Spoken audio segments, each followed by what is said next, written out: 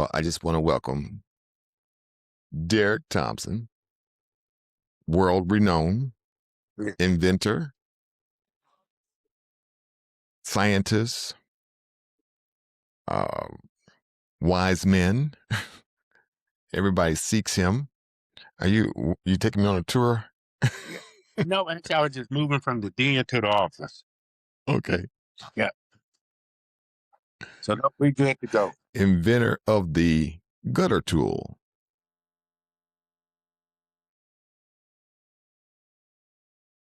So this circuit is all about people who wear different hats. I got my hat on. You don't have to wear a hat, but I know you wear a lot of different hats because of things that you say to people and how you convince them that they can do what they do. Is amazing. So, where'd you start at? Are you from Michigan? Yes. Yep. Born and raised in Michigan. Family from the South, but just born and raised in Michigan. Okay, so you got a lot of engineers from the family that's in the South as well. Nope. So, Derek, when I started this journey, honestly, I was a product of the 50s and 60s okay, where the plant life was the epitome of your work career. all And right, if yeah, couldn't get a job in the plant, making plant money, you wasn't successful. That was all that we knew back then. okay, Did that, worked in the plant for a while, and I remember it was one day, people would come to me because people knew how much they would make for 40 hours a week, right, right? You do right, it so long, it becomes repetition just based mm-hmm. on what you've seen. Well, now if there's a short work week and it ain't 40 hours, you'd be amazed at how many people didn't know if their money was right because a lot of people couldn't count an egg. They live And in so, paycheck to paycheck. well, and then they didn't have the formal background of being able to count. You know what I Okay, mean? yeah, Knowing multiplication and all of yeah, that, everything that went into figuring out what your money was. And at that point, I remember saying to myself, Lord, why am I here? I need something that's bigger and better for me. And at okay, that point, I made a decision to just go for it. In my family, nobody ever was a business person or nobody was ever what you would deem successful. So I had to make a decision early on. Is it worth the risk? Is mm-hmm. it worth the risk of trying this and failing versus Right, just getting a job, paying my bills, and doing like everybody else? And okay, my okay. answer was no, that wasn't good enough no more. So are you a tinkler? Like you like take things apart and put them back together As and a build on kid, that? every time I got a new toy, I tore it apart just to see how it worked. That's Yeah, just my brain. that No seems to matter be. where I go, I take a building to the studs. Hmm. Yeah, as I sit there, I just visualize how they put this together. What did it take? I mean, that's just how my mind works. It's always in solution mode or understanding mode. I know as a kid, when I take things apart, I get in trouble because you better be able to put it back together. I would just make sure it work or checking something. A lot of people come to me to try and fix things like that. So you were also able to put things back together and fix them, do repairs on them. Yep. Yeah. So Yep. what's your study? Did you study engineering?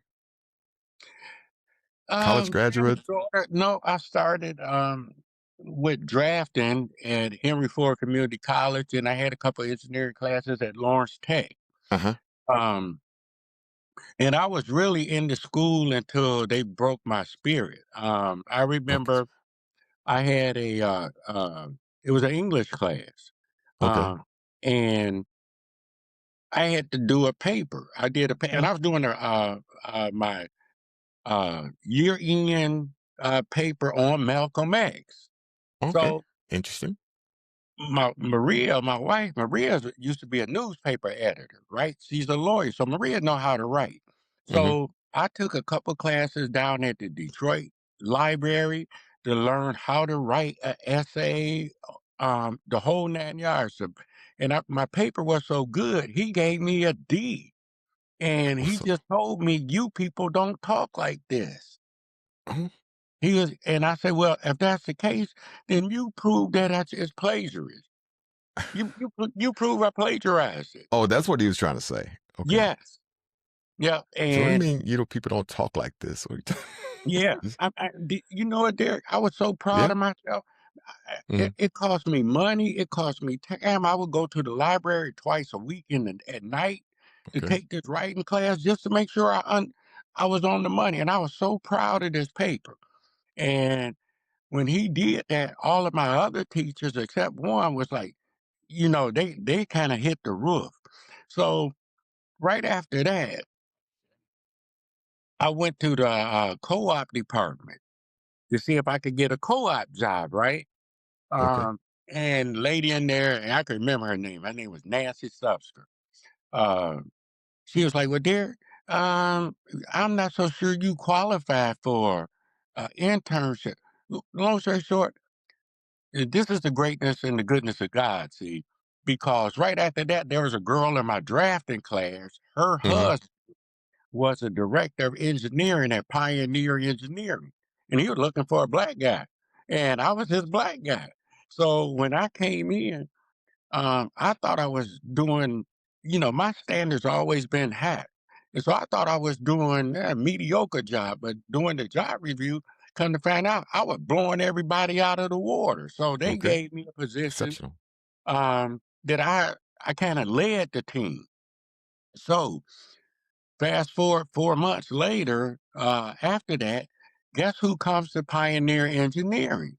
The intern director, Nancy Stuffsker, right? Hmm. She Hmm. comes trying to see if there's positions that she could get some of the Henry Ford students over there on the internship. And what did they tell her? You need to go see Derek. When this lady sat down and lifted her head and saw me on the other side of the table, Hmm. her world crumbled. Okay. Her world crumbled. And that taught me a lesson that nobody can dictate how far you go. True. I mean, nobody, irregardless of what they say, if you got the fire in you, there's always a way to get it done. If it's possible, you just got to figure out what the possibility is. It's Hmm. never impossible. So, Okay. so that's just been my mantra, man. And um, through my whole career, I got all the crappy jobs nobody wanted to do or couldn't do. I did them. Hmm. And the good news is I never looked for accolades from people. As long as I did a good job and I knew I gave it 100% and the good Lord was with me, I was all right with it. So you've traveled the world. You've met some interesting people. Did you get all this experience from the traveling, or you already came prior with the experience? You already knew all this Uh, stuff. You sound like you pretty were involved in some heavy things there. well, most of my stuff just came from work stuff, man. Okay. Like when I was doing I remember when they had the Iraq War, and I'm gonna give you a real short story on this one. When Hmm. they had the Iraq War, I was sitting in the living room, right? And I'm sitting there watching TV, and the newscasters say there was a pallet, a 48 by 48 by 5 feet pallet, and the pallet was all money. It was $836 million of just cash, Hmm. and nobody knew what happened to it. And I'm thinking to myself, well, this is where I need to be. If they can miss 836 million in a whim like that, which we know it ain't gone, that Hmm. was a payoff. Um, then I need to get into that. And but lo and behold, I found one person. That one person got me with another person, with another person. Um, and so I became almost an armor guru. Uh, Okay. I mean, the guys that I worked for, when people would come to them, first thing they would do is say, "Shit, you need to go talk to Derek." He, that's just what I do, and it's not to toot my own horn, but I'm just humbled So that I had this existence. you have a certain way, a certain aura that brings people into you. I guess that you draw people. How do you bottle that? How do you sell it or give that to somebody else who's watching this podcast? And this circuit is all about people who wear lots of hats, and I know you wear several hats, and we're going to talk about some of those hats. But how do you build on that of being kind or being nice? People want to come to you, say you go to Derek, and you tell other people to go to Derek. So how did you manufacture that? Well, the honestly, what you see is what you get, Hmm. and that's the one thing people always appreciate. If I'm gonna do it, I'll tell you I'm gonna do it, and if I ain't Okay. gonna do it, I'm gonna tell you I ain't gonna do it. Period. Man of your word. Um, and my word is my bond, and Hmm. people know me to know if if I say I'm gonna get it done, you can hang your hat on it. Mm. Uh, I remember when I was working for Halliburton, but it was through a company in Michigan called DRS Radiant, right? Okay. So I get there and they're like, "Derek, we got a problem. We can't get this the company down." It was a sister company they had in White Plains, Arkansas, and it's like, "You got to go down there." And I'm thinking, "Oh Lord!" So travel down there. Ain't a brother nowhere in 150 miles of this place. So even when you fly into Missouri, you got to drive 2.5 hours just to get Okay. there. There ain't Okay. no close airport, just to In the tell you, sticks. in the sticks. Yeah. So when I walk in this big 200 and some thousand square foot building, you can hear a pin drop. And so me and the plant manager went in the office and I say, "Bob, here's the deal." I say, "You guys ain't gotta like me and I ain't gotta like you, but if I fail, you gonna fail. If Hmm. you fail, I'm gonna fail. So we need to make up our mind right now Right. if we gonna do this or not, because I can go back home." And he went went out in the shop, to, talked to his guys for about 30 minutes, came back. He's like, "Derek, they said let's rock and roll." And we rocked and rolled. Hmm. So you pulled the team together. Yeah. And then too, you know what? DC, over the years, I've learned to just have no fear because I'm Mm. confident Okay. in what I know. I'm confident in what Mm. I can accomplish. So when Yeah. I walk into a room, I'm not worried about somebody throwing something at me that I ain't never seen or can't handle. You know what I mean? So that gives me confidence that I don't worry about it. I always tell people I was eating and sleeping before I met you. I'm gonna eat and sleep after you. So it really Yeah. don't matter to me. Yeah. I've been offered jobs in other robotics. Do the robotics, and I said, "No, I don't want to go learn something else because I want to be very confident when I'm standing in front of people and tell them what's what. I want to know it in my sleep. I can be half knocked out and still tell you what's right. So, how'd you Uh, get into the tank business though? which tanks? Well, you was doing. I didn't think you were telling me about you putting plexiglass or some type of special glass or some type of metal Oh, framing. I build You've done soak several tanks. tanks. Yeah, I do soak tanks, big industrial soak tanks for people, and I do work on the Bradley tanks. Just Okay, depending on what it is. military. Yep, I've got burnt on a lot of that work. I've had this was a while back, but Are you shit, saying the I government shouldn't be trusted? Is that what you're saying? pretty much, yeah, pretty much. It can't be trusted. Just know what you're doing, because here's the Right. thing: everybody think government work is great money and easy, Hmm. and it's not, because if you most of the government drawings are so old they don't even work. So when Okay. people come out with new quotes for you to do shit, you gotta make sure that the drawing they giving you to use match whatever drawing is in the system, because if Okay. you build something to some drawing that ain't in the system as the last iteration, dude, I got stuck with probably 700,000 steel armor hatches, the hatches that go on the Bradleys, Hmm. because my part number was one iteration off and the buyer would not take it.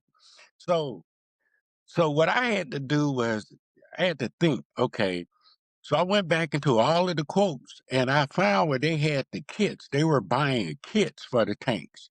In the Hmm. kits, they were using the old hats like I had. So I sold the hats to the guys who were building the old kits. See, so nowadays you got to be a thinking man. So If you you repurposed it. you got it. Okay. I wasn't gonna get And stuck with that. these are the military tanks that are in the Army or Marines, or Yeah, all of them use the same type of tank. all of them use pretty much the same. They use your Abrams or Bradley or some shit like that. The only one I Uh, could think of I think it was called a M1 yeah, tank. M1 Abrams. Yeah, that's the Is that the Abrams. Abrams? Is that the Yeah. biggest one? No, they got Yeah. some bigger ones than that. Yeah. I've been out the game for a while, so they got some new stuff I ain't seen. But Mhm. here's the thing: there really haven't been very many new military vehicles. This is why our military is at a disadvantage right now. Yeah. This is Using why. drones. Well, well, here's Place the thing, things up. but for military vehicles, you got to remember when they build a military vehicle, they only designed for so many hours of work. Once Okay.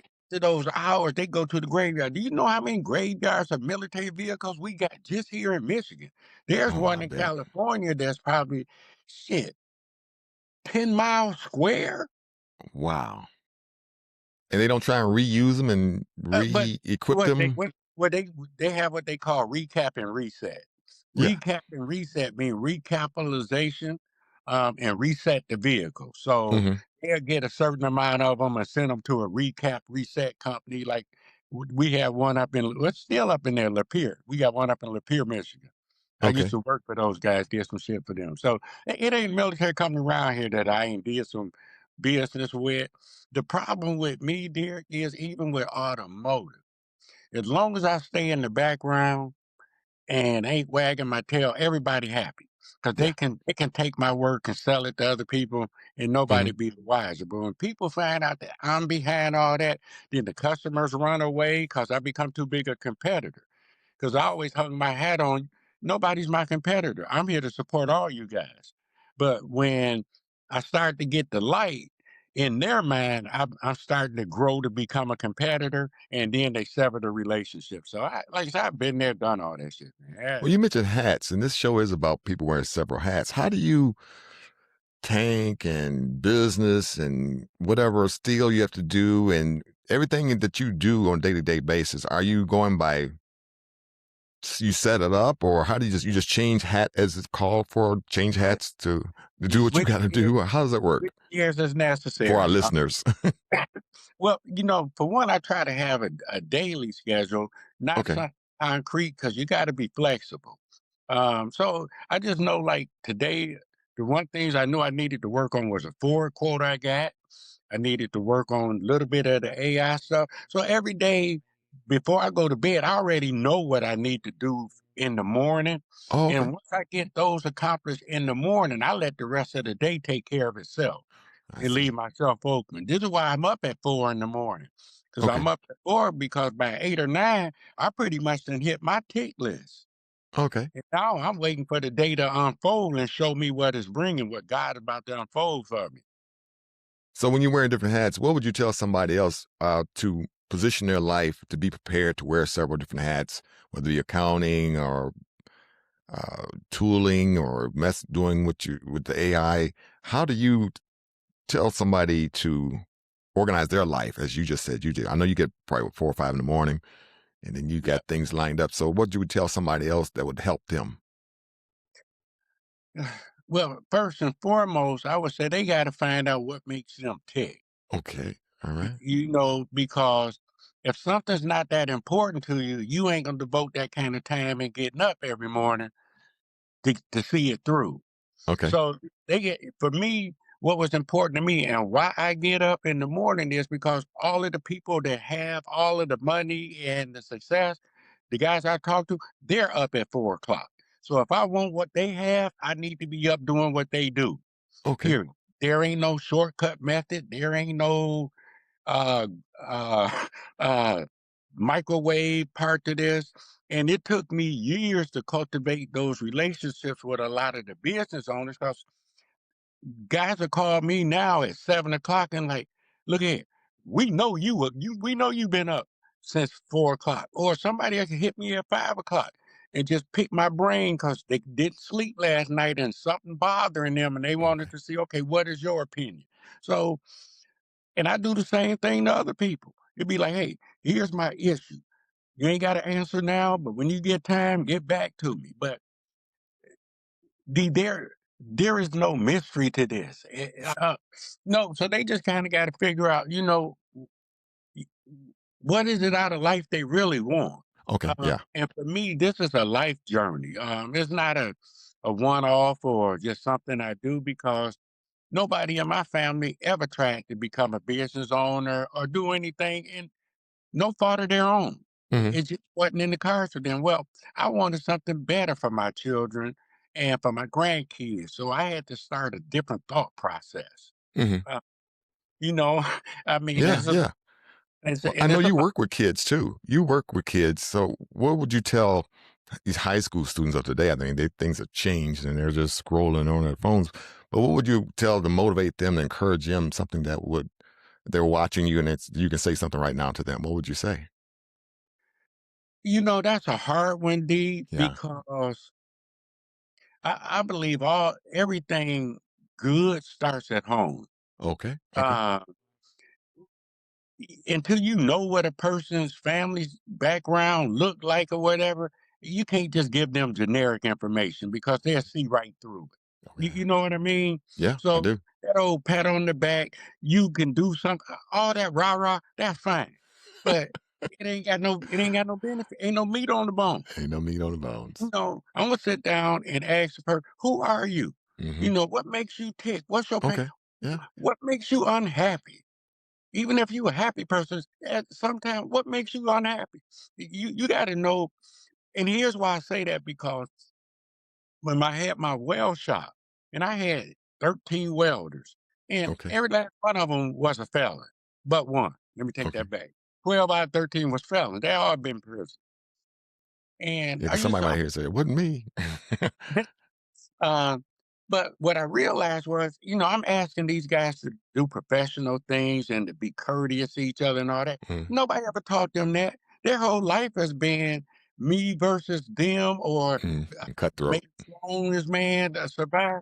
So I had to teach them what giving looks like. So I would give them that Hmm. 25 God pocket every couple of weeks. Tell them, go, Okay. go buy mom and a child some gas, or a Happy Meal. Go do something for somebody else.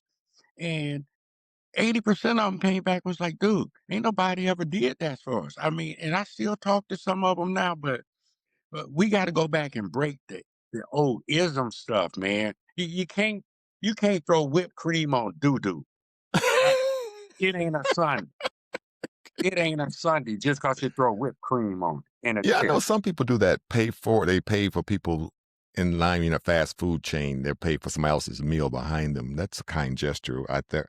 I would love to see more people do that. I've done it a couple times, but it's nice that you put it that way. What about college students who are fresh graduates out of school? What would you suggest for them to do when they're trying to find a job or trying to find their way? It's the same methodology that you use for that. Yeah, well, one of the things too, it's kind of like I told my children. And one of the things I'm realizing, everybody ain't meant to be in business. It's just Okay. not All for right. everybody. Yeah. So, but what I always let them know is always keep you first. Never be that dependent on the job Uh huh. Right. that is your lifestyle, because it's not. We get so entrenched in debt and all of that, and we believe this is where we gotta be. No, it ain't. No, it ain't. Uh, be willing to sacrifice a little while for the greater. So even like my oldest daughter, she'll Uh probably huh. never go in business, but she got the skill set to go in business. So my talk to her is always, when you get tired, go do your own thing. You're capable. It's possible. Learn what you need now, because look here, just like you go to a supplier in your job, you can be that supplier they go to because you know where the issues are. So just make sure, so like, but my son was different. He wanted to follow in my footsteps, so he's a business owner. Okay. My my youngest daughter, she a hybrid. She a business owner, but she likes steady money, so she got a good job. And so they come with their own different flavor, man. Yeah. And Yeah. you just gotta know how to nurture what that real flavor is for them. Hmm.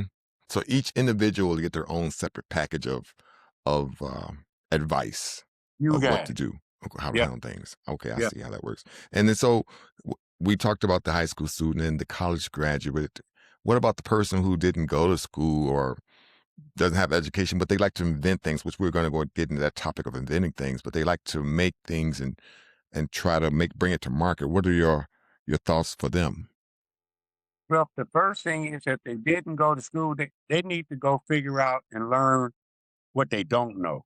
Okay, Because in everything, there's something we don't know that's true. critical to getting to the next step. So, Hmm.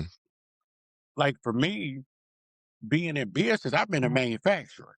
Okay, So I buy steel, I weld steel. All my stuff is, I get my own inputs and I can create my output. This is different. you got an input, but you ain't got no control of the output. Hmm. So you got to figure out, how do I get the output connected to the input? No matter how minor, you got to start somewhere. So that's why for me, the biggest thing for me was figuring out where are my distribution networks. Because if Okay. somebody, no matter how much inventory I got, no matter all of that, if I don't have a way to distribute it to people, it don't matter.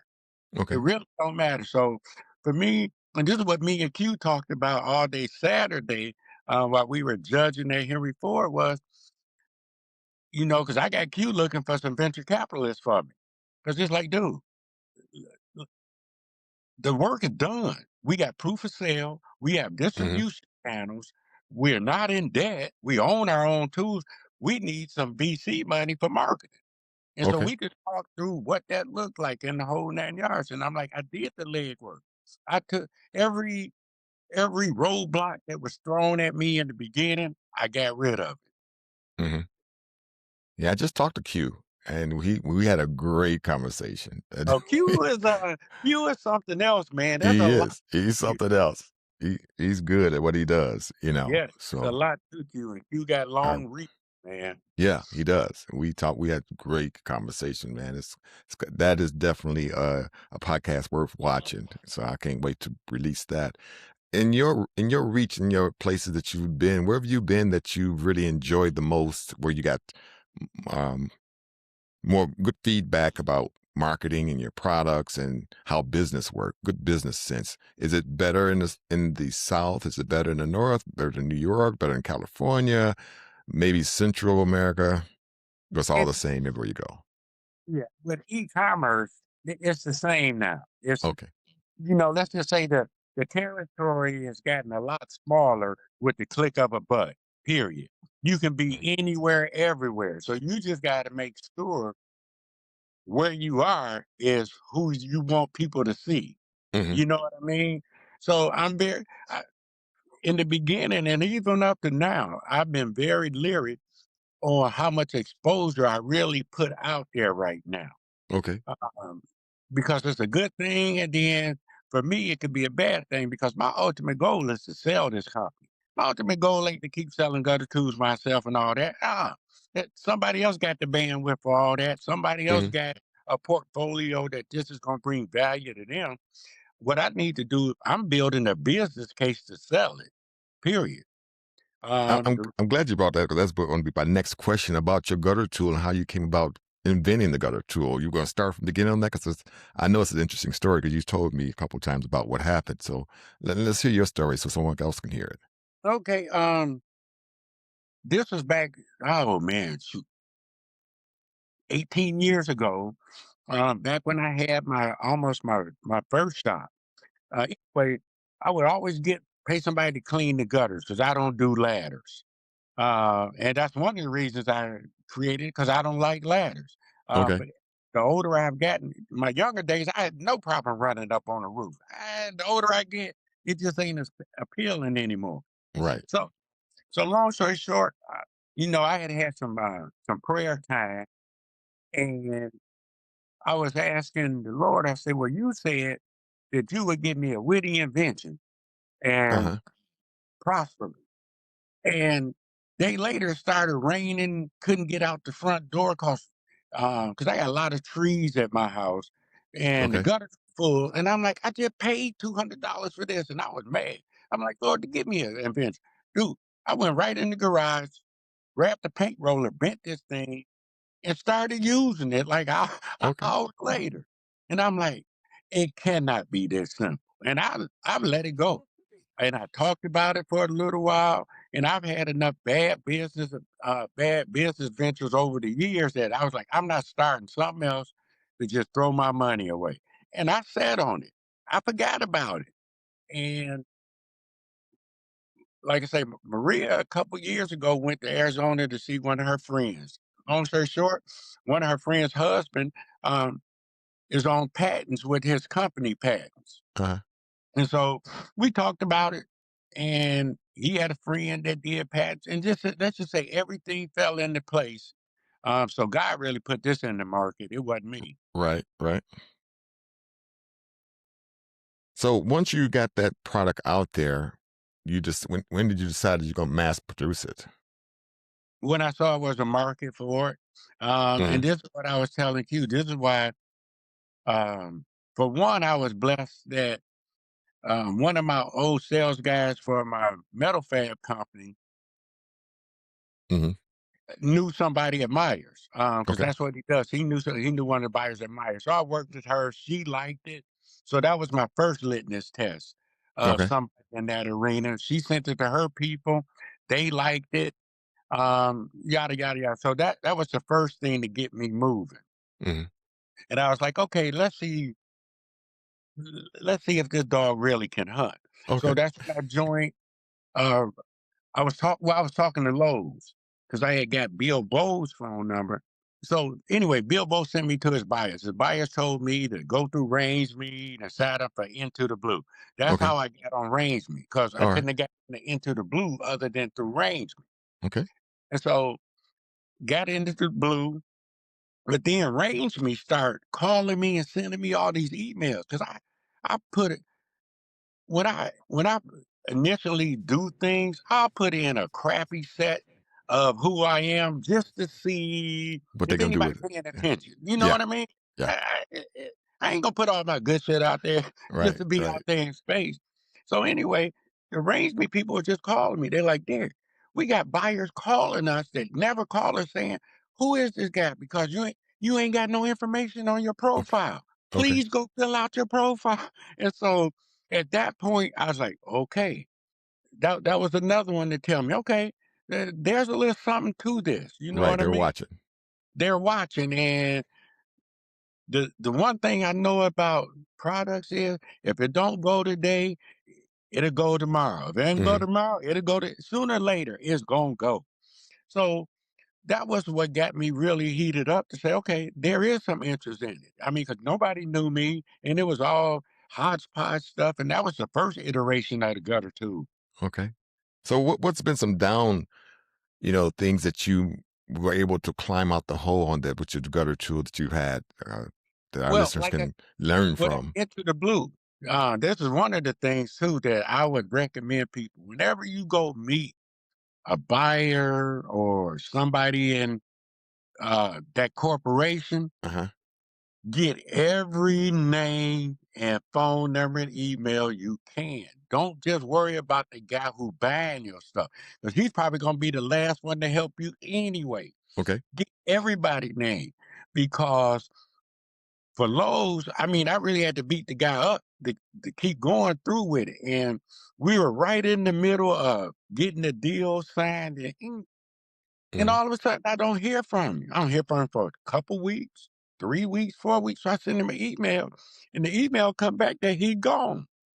Now, what would have happened if I ain't have nobody else's email at Right. Lowe's Right. to contact that was part of that process? So I sent it to the diversity guy, and I sent it to the vice president of Lowe's, Bill Okay. Bose.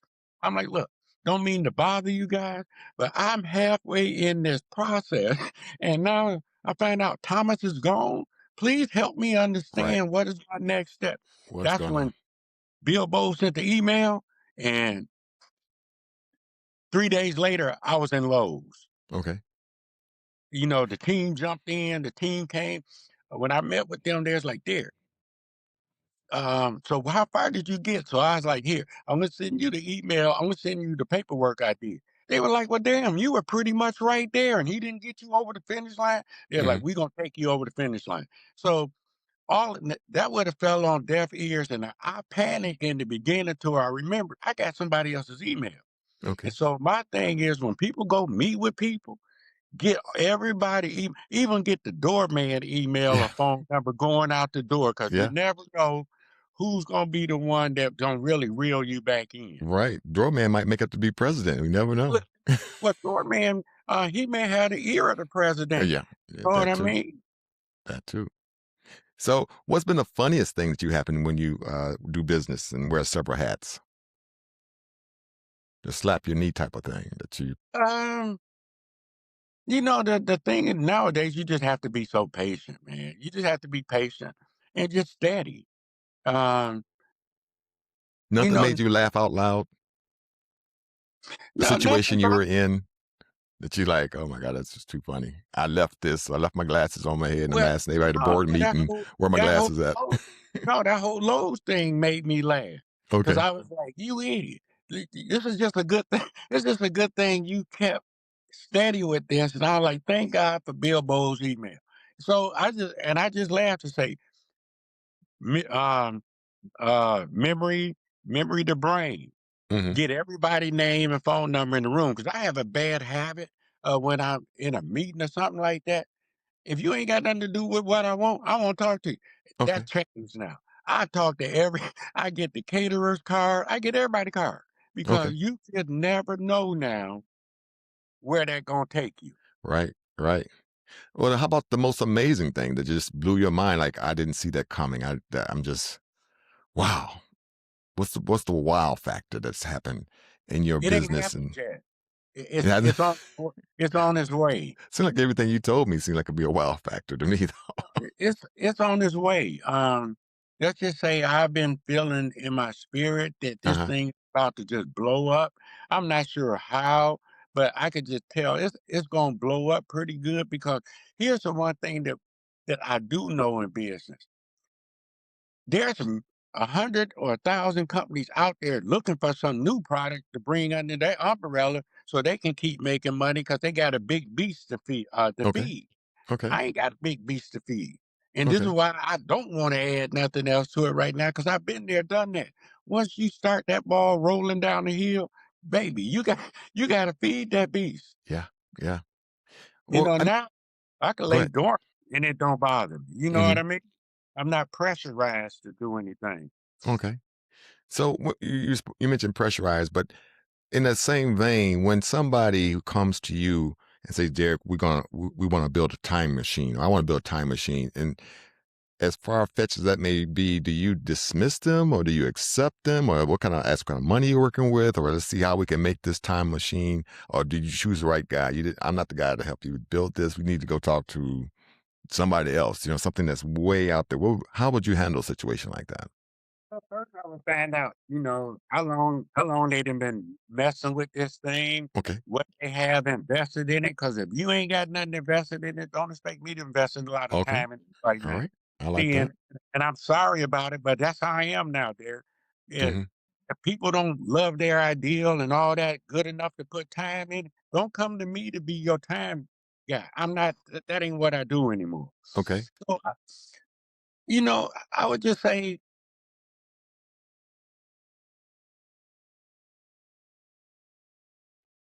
it truly depends on how far they are Hmm. and what is the ultimate goal of why they want to do this time machine. That's first and foremost. Because if it's just to become profitable and they're going to try to do that, then that's a dead source to begin with. Okay. That's a foot race there. Never win, no matter how brilliant they think it is, because they ain't got deep enough pockets to win that game. Okay. Period. So then after that, it really just depends on where I'm at on how much time I can really devote to somebody. Right. Right. You know what I mean? Oh yeah. Don't send nobody on a wild goose chase. Now, what I may do is say, you know what, you need to go see these guys, um, see what they say about getting your design together. And now when you work your way back up here and you still need my support, now we can talk because you got some meat on the bones. Okay. But Okay. uh, here's uh, an ideal ain't no more than just a thought. Hmm. We need some action behind the thought process. Hmm. You know, I look after seeing these kids on Saturday, no grown person has a reason to tell me why they can't do something that they want to invent. It's That's a amazing. Yeah. that's a crappy excuse. Not when you Hmm. see kids with cornflake box duct tape and really do can package their stuff. Even though it ain't physical, Okay. they got something enough to go to an investor to get him to even think about it. Half Hmm. the people we talk to barely got a one pager on what Yeah. they're trying to do, and then expect the world to just jump and stop and jump in. That ain't how this works. I see. Yeah. Have you? I don't know. In the subdivision I live in, I've sold a few of my safety vests to people, and sometimes late at night, early in the morning, I get a chance to see them. I say, "Oh man, they're wearing my product." So, have you been in your neighborhood or anywhere across the United States and seen somebody using your product, and it's maybe a proud moment at that time? So, oh, that's my invention. Okay, good. Yeah, yeah. How's that make you feel?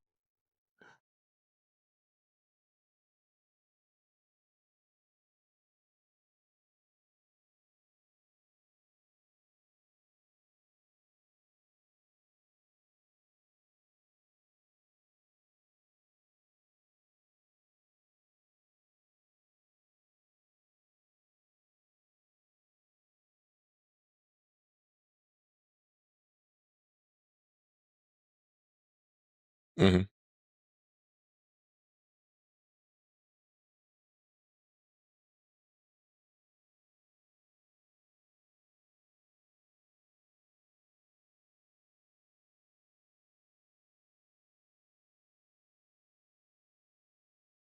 Okay, okay.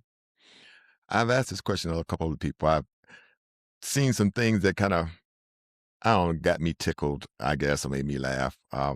One person had told me that the guitar strap I made, somebody stole it out of their car, and I thought, man, somebody thought high enough to steal my guitar out of their car.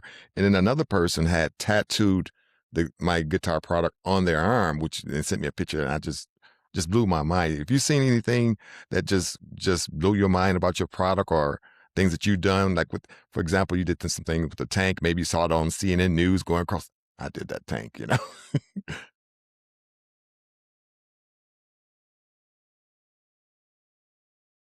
Yeah, yeah. That's what I want to hear. Yeah, that's what I want to hear.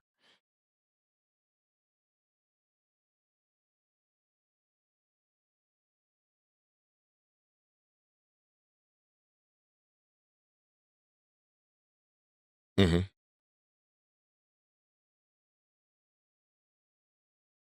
Okay.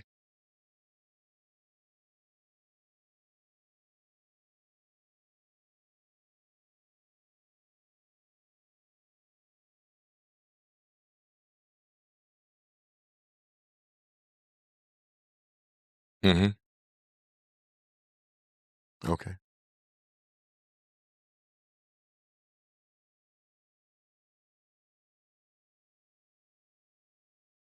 Wow. Wow. Ooh, they didn't show that on the news. No, you just found out about that one, I'm sure. Yeah, yeah. Hmm.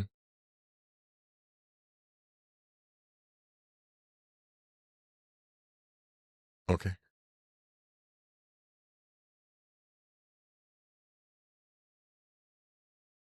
Okay. I see. Yeah, yeah. Well, Derek is a part of the EIG, which I'm so happy because his resources is way out there. So I appreciate you being a part of that. I got one more question I ask before we get out of here. I've asked everybody this question. If you had the opportunity to work with some inventors or people that you just are curious of, dead or alive, whether it be Tesla or Elon Musk or whoever, who would you like to work with? And you're already working with me, so you ain't got to mention my name, but other other people out there that you would love to have to share stage with or share some thoughts and ideas on trying to build something. Who would that person be? Or several people, maybe a team of people. The youth of the day. Okay.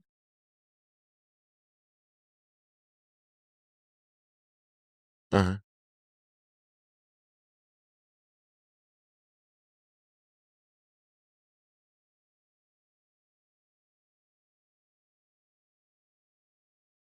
Yeah.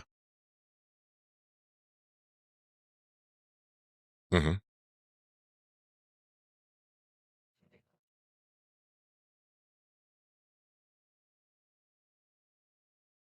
Yeah. Yeah. Mm.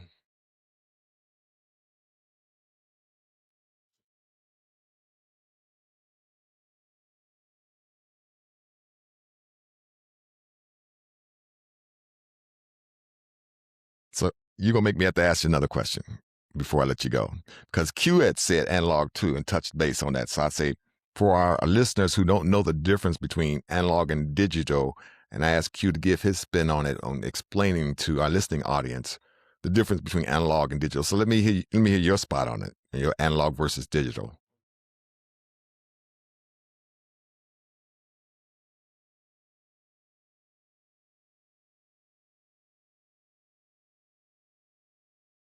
Mm, mm, mm.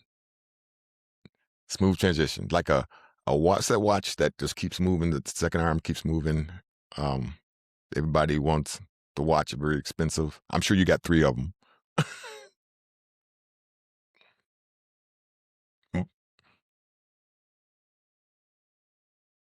Mhm, and gone, step by step. Okay, okay, I'll buy that. I like that. Well, I certainly appreciate Mr. Derek Thompson being on the Circuit Show.